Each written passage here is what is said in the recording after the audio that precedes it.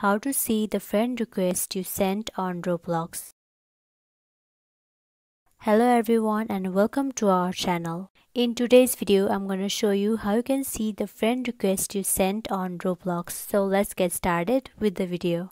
The first step is to launch your Roblox application and make sure that you're signed into your account. To check for the friend request you sent, the first thing you can do is simply click on the notification bell icon and check if there is any update regarding it.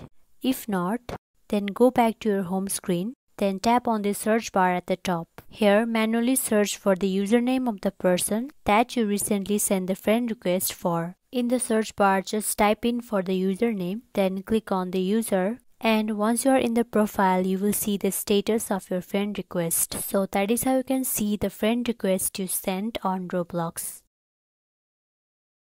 Thank you for watching this video, and if you found this video helpful, please don't forget to like, comment and share this video. Until then, see you next time.